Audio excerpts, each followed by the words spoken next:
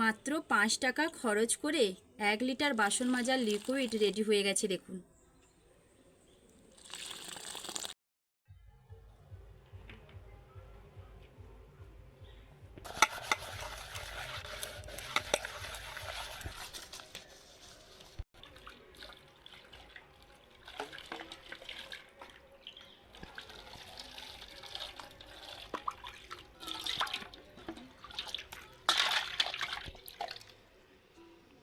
কতটা সুন্দর পরিষ্কার হয়েছে দেখুন।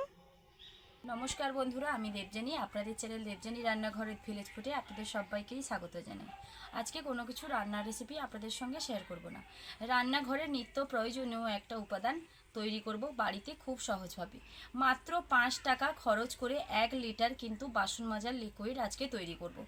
রান্নাঘরে যেটা নিত্য প্রয়োজনীয় লাগে দিন প্রতিদিন, শুধু রান্নাঘরে নয়, বেসিন ধোয়ার কাজে লাগে, গ্যাস মোছার কাজে লাগে ওই লিকুইড।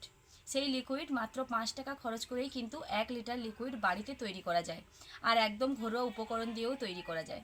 সেটাই আজ আমি আপনাদের সঙ্গে শেয়ার করব। পুরো ভিডিওটা একটু কোথাও স্কিপ না করে দেখতে থাকুন, সঙ্গে থাকুন। আসুন তাহলে শুরু করা যাক।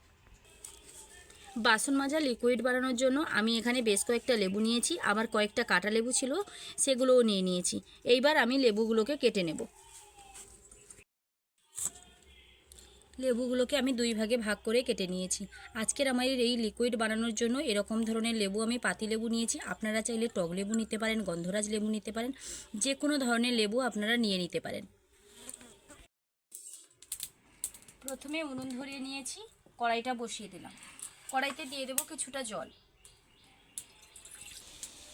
কেটে রাখা লেবুগুলো জলের মধ্যে দিয়ে দেবো, ঢাকনা দিয়ে দেব। এটাকে খুব ভালোভাবে সেদ্ধ করে নেব।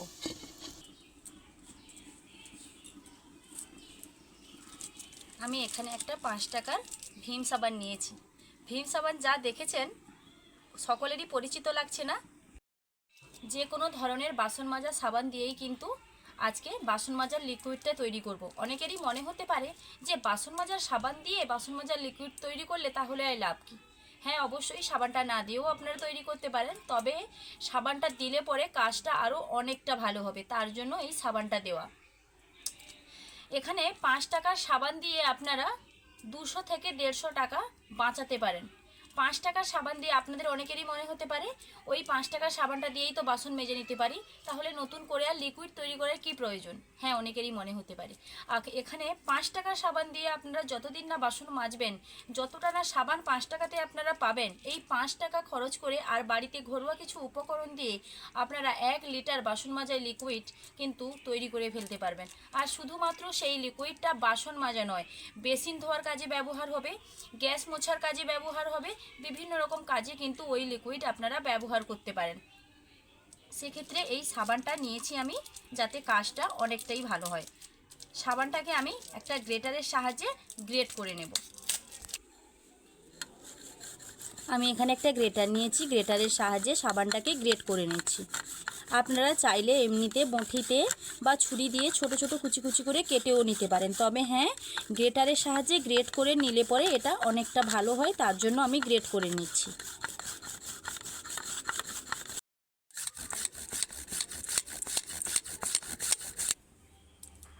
সাবানটাকে ভালোভাবে গ্রেট করে নিয়েছি। এইবার আমি এখানে সাবান নিয়েছি আর সাবানটাকে গ্রেট করে নিয়েছি। আপনাদের অনেকেরই হাতের কাছে যদি সাবান না থেকে থাকে, তাহলে সেক্ষেত্রে আপনারা কিন্তু এই জায়গাতে সার্ফের ব্যবহার করতে পারেন। সাবান না থাকলে অবশ্যই করে সার্ফের ব্যবহার করে নেবেন, কাজটা কিন্তু একই হবে, কোনো অসুবিধা হবে না।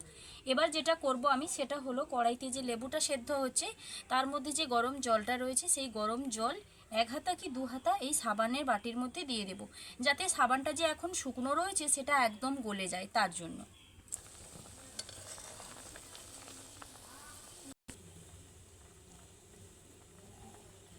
আর দেব না, এটা হলেই হয়ে যাবে। এইটা কিছু সময় থাকলে, না আর একটুখানি দিতে হবে।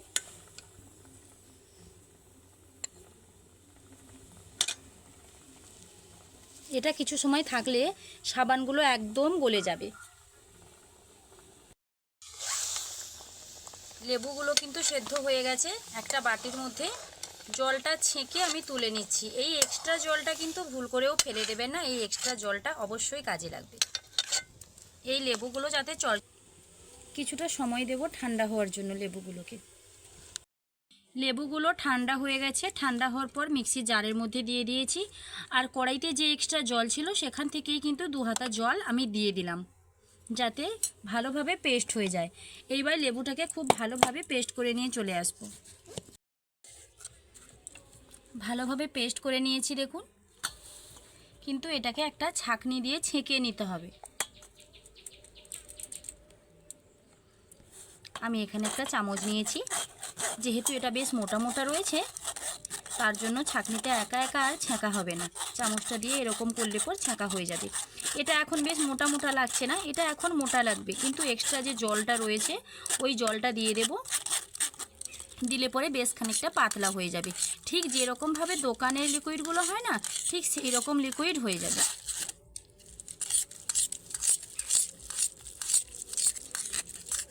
খুব ভালোভাবে এই রকমভাবে নিংড়ে একদম লেবুর খোসার রসটা বের করে নেব। আমি এখানে গোটা গোটা লেবু নিয়েছি, আপনারা চাইলে লেবুর খোসাও নিতে পারেন, লেবুর থেকে রসটা বের করে নিতে পারেন। আবার হ্যাঁ, আরও একটা কাজ আপনারা করতে পারেন, দিন প্রতিদিন নিত্য প্রয়োজনীয় অনেকেরই বাড়িতে কিন্তু পাতি লেবু খেয়ে থাকেন, কখনো একটা কখনো দুটো, রোজ রোজ এরকম একটা দুটো লেবু কিন্তু আপনারা খেয়ে থাকেন। সেই লেবুর যে খোসাগুলো, সেই খোসাগুলো না ফেলে দিয়ে কিন্তু আপনারা স্টোর করে রেখে একদিন এরকমভাবে লেবুর খোসা দিয়ে কিন্তু এটা বানাতে পারেন। লেবুর যে রস দিতে হবে এমন কোনো ব্যাপার নেই, লেবুর খোসা দিয়েও কিন্তু এই লিকুইডটা রেডি হয়ে যায়।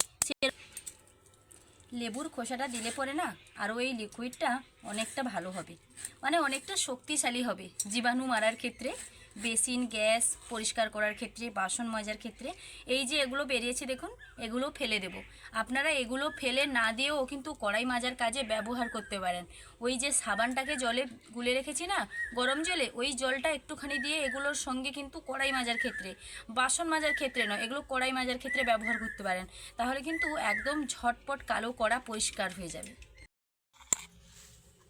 এবার যেটা দেব সেটা হলো, যে সাবানটাকে আমি জলে দিয়ে রেখেছিলাম, সাবানটা কীরকম হয়েছে দেখুন।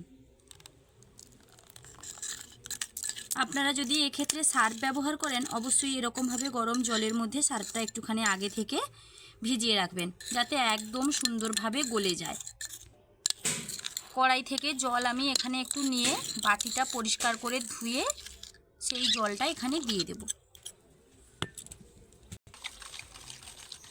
একটুখানি ভালোভাবে মিশিয়ে নিচ্ছি। মেশানো হয়ে গেলে পর কড়াইতে যে এক্সট্রা জল রয়েছে সেটাও এখানে দিয়ে দেব।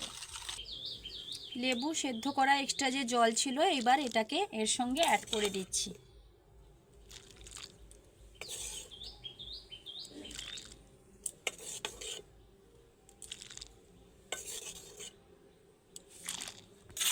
বাসন মাজা লিকুইড আমার একদম রেডি হয়ে গেছে দেখুন।